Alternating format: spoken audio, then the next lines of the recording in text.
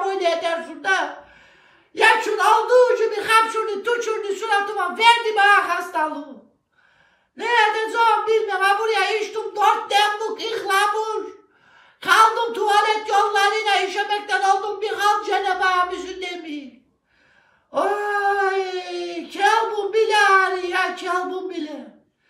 Ne edeceğim Allah'ım sen yardım et, sen şifa ver ya Rabbim.